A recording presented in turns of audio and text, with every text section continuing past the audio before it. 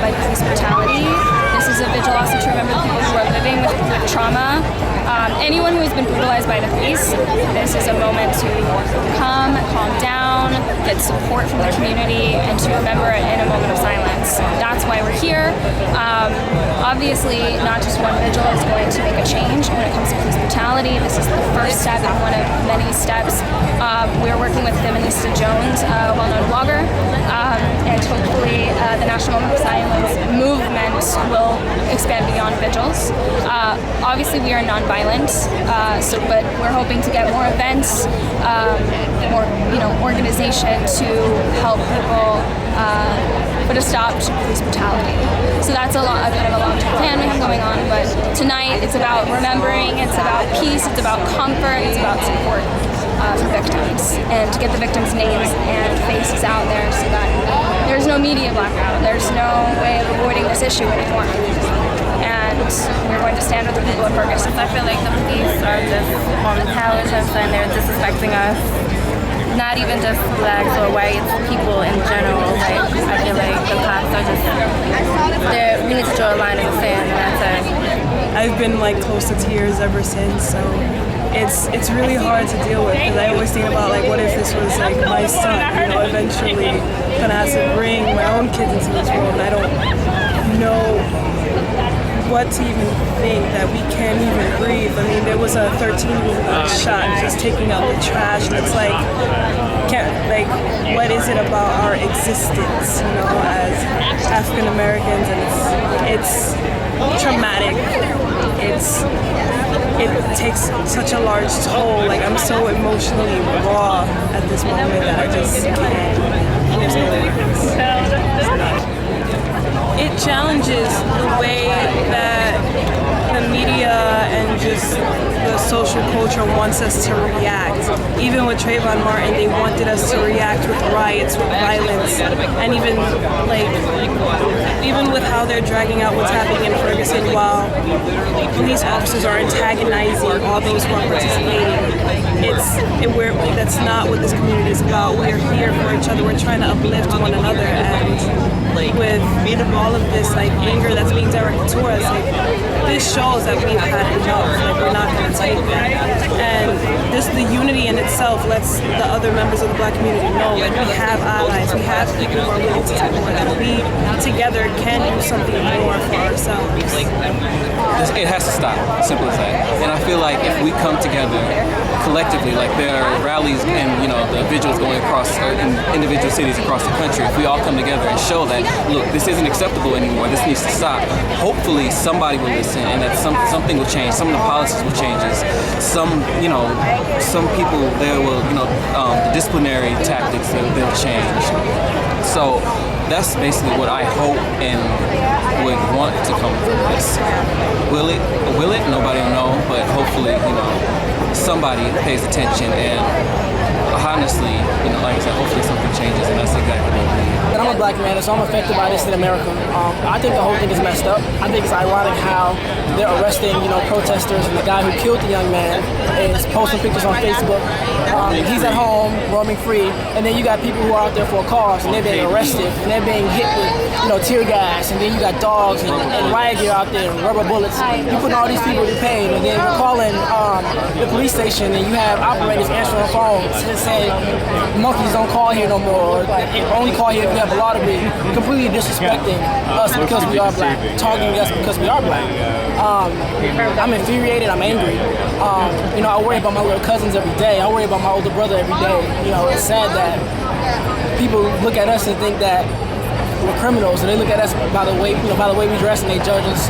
Why should I have to change my style of dress to make you comfortable? You know what I mean? I'm college educated, I'm high school educated, I got a good job. But when they look at us, they see a monster. So, like I said, I'm infuriated. I wanted to be here because, it wasn't so long ago that we were all out here protesting the Zimmerman verdict. And it's a tragedy that this happens again and again and again. And I think we should call it by its name, which is white supremacy. I think that a lot of people are afraid to put those two words together to describe the situation in the United States in a lot of ways, but we're talking about white supremacy, and we're talking about unchecked violence against black and brown people in this country, and there seems to be no justice when it comes to the police, especially because police are always assumed to be telling the truth, and I think if you're black and brown in this country, the assumption is that you're always already guilty of something and that you can't be trusted, that your word is no good. I think you see this a lot in a lot of the skepticism being expressed from some of the witnesses to what happened in Ferguson. This movement is about peace and nonviolence and remembering the victims of police brutality, which includes living victims, that we live in a police state and that's unjust, that this moment is a chance for the community to get together and connect and support each other in a really emotional time.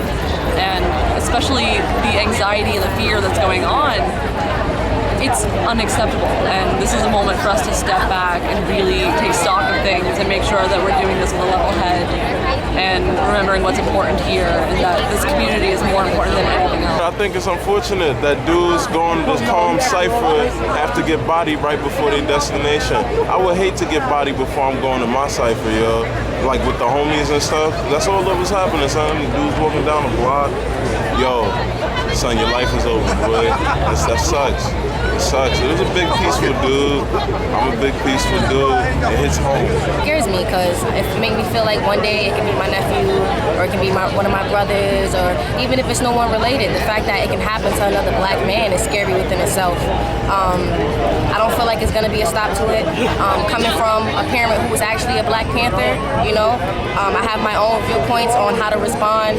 I'm not saying that violence is the way, but I'm saying that you can't fight the violence that is inflicted on us. You can't fight it with words and speeches. And we've seen this over years and periods of time that just talking and doing these marches, it has not been working.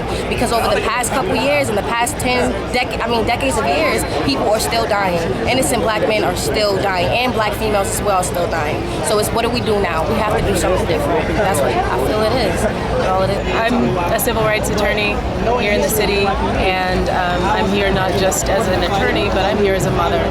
And at the end of the day, I'm here because if somebody killed my baby, I would want everybody to rise up and fight with me. So that's why I'm here. I think those of us who are men of African descent cannot sit down in the face of these types of situations. We have to be active, we have to stand up and stand together with those of a like mind, because these types of things are going to persist until we all collectively do something. Sitting on your hands at this time is tacitly acknowledging these things as being legitimate, and they're not. So I think if you recognize something is wrong, you need to now voice that at this time. I'm Sojourner for Truth, and I'm here because I stand in solidarity with my ancestors whose bodies were used to build this country, and I stand in solidarity with black and brown bodies that are being massacred on a daily basis. So I'm here because my ancestors stood up for me, and I'm standing up for this generation, myself, and the generation to come. I think it's important for us to get together. You know, we're here at the National Moment of Silence. More than 200 vigils are taking place across the country, and it's important for us to gather to remember, to uplift those whose lives have been lost, to uplift the message that we remember you, we see you, we're in connection with you, we're in solidarity with you. And so I also think that there's a space and a time for challenging systems to make sure that they honor the rights and the rights of every human being, whether you're a citizen or not. It doesn't matter whether you're a citizen of the United States. If you are here, if you're occupying any kind of space, there's an obligation to honor our humanity. We need lives to stop being taken, innocent lives. I don't care if there was a thug, I don't care what, and this wasn't the case. I pay my taxes for their paychecks, and it could have been me, your daughter, or your son. You know what I mean? I don't have no kids, but it touched me deeply that I watched that video last night, and I was on Twitter going crazy, promoting this. We not here to be looking cute, and from Instagram, we here to make a noise. Let everybody know that this can't stand no more. They can't be killing. This kid probably would have went to college, and he probably would have wanted to be a police officer, and we don't know that. And he didn't even get a chance? Are you kidding me? It's gotta stop, man. Let's all cut it out and let's lift our voices and let them know that our voices is louder than their guns, man. Justice for everyone. As much as I would want to, this isn't a race thing. This is not a black or white thing. This is a service to self and service to others. For justice. We are living under a system that would like you to serve yourself. But if you want to make magic, if you want to propagate positivity, then you would live in service to others. A sister with a bachelor's, she said she wanted to serve, she wanted to help. That's all there is. There are only those two things, service to self or service to others. Think about it. When you're walking for something and you see someone grabbing it, you would want to take it and they would want to take it. You are looking to serve yourself. You're not looking to help, you're looking to serve yourself. And that's what the system that we live under would want you to behave like. Service to yourself. Because as long as we're divided, we could never do anything. Our mental energy could never potentiate together because we're divided. There are people that I won't talk to because they're white. I don't know who they are. They can help me. That could be the nurse that saves my life when I'm on my deathbed. I don't know that, but while I'm alive, I won't talk to her because she's white, and vice versa. And that's what the system that we live under would want. Because as long as we stay divided, as long as we don't see that we are living in a system together, we are nothing but cells that make up a tissue, that make up an organism. That's all we are, individuated cells. Think about it. Just like the cells you have in your body make up your body tissue, you and you are a cell that makes up this entire organism. Live in service to other people. And in that, you will find what's called altruism. Altruism. If you don't know what that word means, look it up. Altruism. Become an altruist. Live in service to other people. And you will find magic, you will find harmony, you will find peace. But the system that we live under do not want you to find that magic. They do not want you to find that harmony. They do not want you to find that peace. Because if you find it, then you don't need them. You will not need them to police you because you're going to live in service to other people. If you find that magic, if you find that harmony, you will not need them. We will be a self-governed society. We will not need a police officer to handcuff someone and shoot them in the back while they're handcuffed. Ezzo Ford, San Diego, California, was shot while he was handcuffed. Now ask yourself, was that officer living in service to himself or service to others? If he wanted to serve that man, he wouldn't have shot that man. He did not want to serve him. He wanted to serve a system which we live under, which is service to self. Try your hardest to serve others. Try your hardest to think as the other person, as yourself. Look at someone and see yourself in that someone. Everyone, we are connected. We are all individuated pieces of a comprised whole. If you can look in someone else and see yourself, you will treat that other self like yourself. You will not damage that other self because that other self is yourself. I see people from all walks of life, all different races here. You know, Michael Brown, gunned down, murdered on his way to his grandmother's house, literally on his way to his grandmother's house, walking down the street in his apartment complex, 2 weeks away from going to college on a basketball scholarship, and dead in the street, was left there for 3 hours before, you know, they sent EMT and the coroner's department, you know, to come get him. You know, absolutely atrocious what is going on, you know, in Ferguson. I've been watching the news all day, horrified. They turned it into a police state when there have been nonviolent protests all day long and all last night. You know, so I think it's great that we're out here, we're doing a peaceful vigil, you know, for all the victims that died at the hands of, you know, police brutality. Grateful that there are other races here and the coalition is nice, but it doesn't stop the fact that the system, the judicial system, the war of blue and black violence is propped up by white supremacy. So I'm not here, it can be peaceful for some of you, but I'm here rioting for my black brother and my black sisters that are dying every day. And I'm sorry, I'm not about to sit here and act like I'm looking for the peace in you, because I'm not concerned about that. My nephews are black boys and they can be gunned down, and I'm sorry, the white policeman or whatever color he is not concerned about the peace in him or I. I'm here to riot for the black bodies that are being killed, that are dying in the prison industrial complex. Like, I'm not worried about, I'm thankful for all of the colors in here, but this is a riot. Right. And that's all I have to say. So there comes a point in time where we have to look in the mirror and we have to tell each other, we are one, we are people, we have feelings, we are human. Yes, our skin is black. We are not safe in America in the skin that we walk in every single day.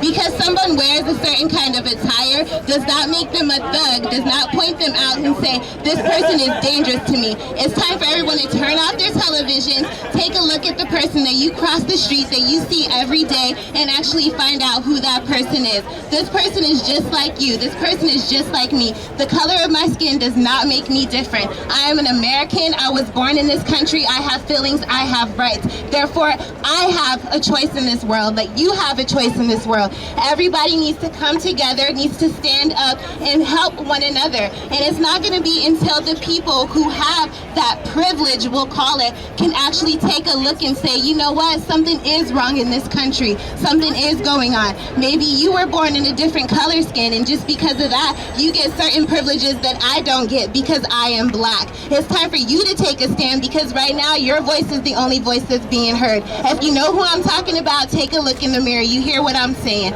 I'm just saying, come together, help your brothers and sisters out. Because our skin is different than yours does not make us a different feeling person. Like, we all bleed the same color, we all bleed red, and we need to come together. It's time for everybody to take a stand and deal with that today. I'm tired of it, for real.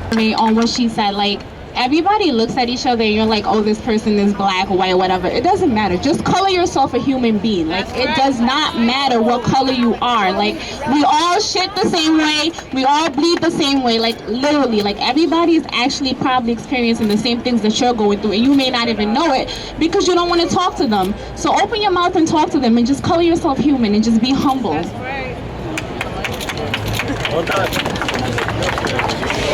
All right, a lot of people here have been asking what are things that they can do. We're all here in New York City, all right, and we have a leader in this city. His name is Bill de Blasio, and he campaigned under a slogan that he was against stop and frisk. But I don't know if you guys realize it, but the police have gone crazy under his watch. And right now he's sitting pretty, and a lot of people are not putting pressure on him.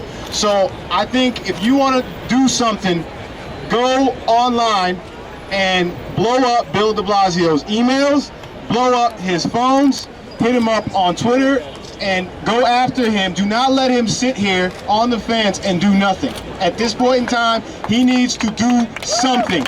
And he needs to make New York City a model for the rest of the country. And if he does something and makes New York City a model for the rest of the country, put cameras on all these police officers, get something done. We can get this thing changed, not just in this city, but for the rest of the country. So each and every one of you have a duty, not just to sit here, not just to clap, not just to hold up signs, not to sing songs, but to go out there and go after the people whose job it is to get something done. And the guy in this city is Bill de Blasio. We all live in New York City. He's the guy who campaigned for this. He would not be mayor if it was not for his stance against stop and frisk. It is now time for him to do what he campaigned that he would do. And it's now time for all of us to call him to do what he said he would do. So each and every one of you, when you go home tonight, don't go to sleep until you go after Bill de Blasio, until you send an email to Bill de Blasio, until you tweet against Bill de Blasio, until you do something to make sure that he knows that you are against what is going on, and you know that he is not doing his job right now. It is a great injustice what is going on in America. We need to be very clear about that. Not too close. We need to be very clear about that. Now, from Ferguson to Palestine, oppressed people are being occupied, and oppressed people are resisting, right? Right? Every 28 hours, a black person is being killed by police or vigilante forces. right? Police and vigilante forces who, when they come up against the laws, are let go. That means we're being killed without impunity. Latinos are coming here crossing the border. The casualties on the border are reaching wartime levels. Let's not forget about that. The money that we're paying to the government is going to kill people in the Middle East, right? And let's not even be clear. Let's be clear about this. Even poor white people. Kelly Thomas was a white homeless man that they killed. They beat the crap out of. Let's be real about this. I'm not against white people, but I am against the white supremacist state that is the United States. I am against the white supremacist state that lets the police chief be black, and lets the CEO be black, and lets the president be black, because we are in the neo-colonial times when a small section of black, Latino, and all brown kinds of brown people and women are being let into the ruling class. At the same time, they're pushing back on women's rights. They're pushing back on civil rights, right? Right? Most of the jail comprises of who? Right? So we need to be clear about this, right? We can say, don't shoot all we want. We can say that. We've been saying don't shoot since 1653. We've been saying don't shoot since 1865. We've been saying don't shoot since Emmett Till. We've been saying shoot 10 years ago when Sean Bell happened. And they're gonna keep shooting. And they're gonna keep locking us up because of power. Because we're not in power, right? For the oppressed, we're never gonna get liberation from appealing to the oppressor, right? We need to have the power to determine our future, to secure ourselves. Yeah, most of us, we don't want that, we want peace. But let me tell you, there can be no peace without justice. There can be no peace without justice. And if war is going to be waged against us, then the only way we can be secure is to defeat the enemy. Let me tell you, I'm from the Bronx. Let me speak right quick, yo. I'm from the Bronx. I'm from the Bronx, and when I come in my building, they occupy my neighborhood like it's Iraq, like it's Palestine. When I come in my building, I get stopped and frisked under the pretense of Operation Clean Halls, right? They think I have drugs.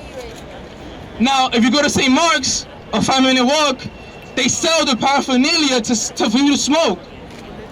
They're selling it right there, but I don't see nobody get stopped over there. Because the laws are not made by us. The laws are a policy of the people in power, right? If we want to win, then we need to fight. Not because we're bloodthirsty, but because we need to secure our future for our future generations. I am the son of 2 immigrants, both from Trinidad. I am a Georgetown student. I am the leader of multiple organizations, not just one. And I'm tired of walking down the street and having white people just see another black face. I am tired of my successes not being acknowledged. I am tired of thinking that I might not get to see my future, to live my potential because I am black. I don't want to be just another kid in the ground who never got to reach their full potential. I want to get my bachelor's degree and my master's degree. I want to live to contribute to the society. And when we have a law enforcement, when we have a police force that won't let us do this, then what's the point? What's the point of me doing all that I do? We have a right to acknowledge our history. We have a right to live in our present, and we have a right to our future, and that needs to be recognized. Hello everyone, all I just want to tell is the NYPD, I don't want to die. I feel like I'm holding up this American flag, and what does it mean? What does it stand for? I'm American, but yet when I walk down the street, because of the color of my skin, I'm gonna be shot, I'm gonna die? Like, that does not make any type of sense. Like, I'm walking down and I don't know, like I might say the wrong thing and next thing they might pat me down or pat down my next brother or something like that. And I just feel like things like that have to be changed. Like, we have to fix the system. I think the system is broken and we just have to come together and create something that what America stands for. We stand for equality and justice, and right now there's so many injustice and unanswered questions that are happening, and I am confused and I need answers. I am tired of just standing here raising my voice. Like, things have to be done. Bill de Blasio, whoever, all Sharpton, we all have to come together as a people and just change stuff. I'm holding this flag, but literally I just want to throw the shit on the floor because, like what is that? What is that? I'm not American. I am not American if this is what's going on. What about my brothers? They're dying. What about my son? Who in the future, like what is happening? I don't know, and I need answers right now, and nobody is answering it, and it's scary. When I go at home, I don't know what's happening. I don't know if they're gonna look at me as a threat. I am scared for my life. So I just need answers right now, because right now I don't know who that American flag belongs to. I went to a historically black college university, HBCU. I went to Florida A&M University. Anybody from FAMU in the building? FAMU. I live on 141st and Convent Avenue in Harlem, New York City. If you live in Harlem, stand up. I work for a .com. I wear a suit to work every day with a shirt and a tie. I appreciate it, family. I went to 12 different African Americans that work at my company and my building. I said, do you know what Mike Brown stands for? They said, oh, the riots in Ferguson. No, not the riots. You know what they stand for? Oh, the looting in Ferguson. No, not the looting. Do you know what it stands for? Oh, the people who are killing cops in Ferguson. No, do you know what it stands for? The African-American man that sat on the floor with his head shot 6 times, bloody for 3.5 hours before any EMT came. The man whose mother had to call ambulance 14 times because they took 6 hours to get there. Amen. I'm here to speak about social media today. I put a post up for my family. I put a post up that said hashtag if I was gunned down, half picture from college where I'm wearing a Forex black tee and a fitted and some jeans and a baggie with some Timbs on. And then a picture of me today in the suit that I'm wearing right now with my hands on the floor. Hashtag if I was gunned down, which picture would the media show?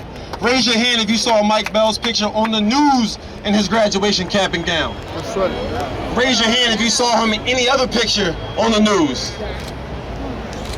The camera shouldn't be on me, the camera should be on the crowd right now. At the end of the day, please, the only way we're going to do this, the only way we're going to spread the word, the only way the media blackout gets fought is if we do it on our own. Instagram, Twitter, Facebook. Utilize yourself not just for a selfie, utilize yourself for Ferguson. Utilize yourself not for an ass shot, utilize yourself for Ferguson. Utilize yourself not because you're sexy or you're handsome or you got a 6-pack. Utilize yourself for Ferguson. Just going off of what he said, he's absolutely right. But what everybody here has to understand, that this is a marathon. This ain't no sprint. You gotta fight for a reason, not for a season. How many times does this have to happen to us and we forget about it? We tweet for 2 or 3 weeks. We post Instagram for 2 or 3 weeks, and then we go back to regularly scheduled programming. How many times does this have to happen to us until we're not only sick and tired of it, but we use every resource that we have to fight every day? The same time you post Rise and Grind, you can post something about Ferguson. The same time you post Morning Selfie, you can post something about Ferguson. Amen. Not just for 2 weeks, amen. Not just for 2 years. Do you know how powerful Twitter is? Black for life. Where's CNN coverage? Where's Fox News coverage? The most coverage we've been getting is from Twitter. The most coverage we've been getting has been from African American blogs, hip-hop blogs. Where's the major news networks? Where's the major news networks here for a peaceful protest? But wait, they only got to post on the violence. They only got to post on the riots. I bet you if we went over there to Whole Foods or broke a window, it would be on every news network out. We got to fight for a reason, not for a season. Don't throw this trending topic out like we throw out our summer clothes to get ready for the fall. We gotta fight for all 4 seasons. We gotta fight for our years. We gotta fight for our rights. I remember it was a Trayvon Martin march, just like this. The first year it happened, everybody was here. The second year it happened, I saw spots in the crowd. I saw dots in the crowd. It wasn't as many people last year as it was before. It should be more people. We gotta keep spreading the word. We should not get weaker as time goes by. We can get stronger.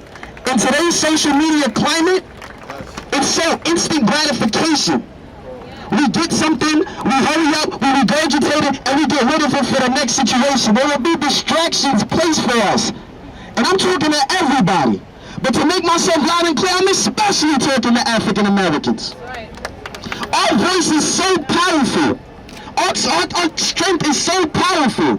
One retweet can get across the entire world.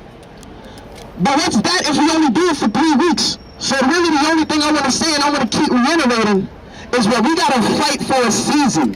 Fight for a reason. I'm sorry, I'm a little excited. This is the most people I ever talked in front of. I'm sorry. You gotta forgive me for a second. I'm sorry. Okay? You gotta forgive me. But you gotta fight for that reason. You gotta remember that reason. Don't just have the reason be one person. Let's not do it only to focus on the person that died. Let's make sure we move and we react so this shit never happens again. That's right. And we will not be silenced until this is stopped. We will not be silenced until our politicians stand up. Obama, when Robin Williams died, when Robin Williams died, I saw something from Robin Williams and Obama same day. And it was well written and eloquent. Well written, eloquently. You're absolutely right, but that's not what I'm saying. That's not the point here. God bless the dead. But when he passed, when God rest his soul, whatever happened is his choice. I'm not worried about it. That's not our issue right now. But I saw news coverage. Obama released a statement. How many days did it take for Obama to release a statement, or the White House to release a statement on Ferguson? How long did it take? If they're not going to be on news networks, then forget it. We got to be the news networks. We got to be the CNN. We got to be that. So let me just say this one more time. We got to fight for a reason, not for a season. And get your stamina up. Get the stamina up. We got to go to full 12 rounds. They're going to knock us out if we don't go to full 12 rounds. So you keep that fight. The same enthusiasm that you have right now, you keep that. And you don't lose it after 2 or 3 weeks. You don't lose it after 2 or 3 months. You keep it for 2 or 3 years and for the rest of your lives.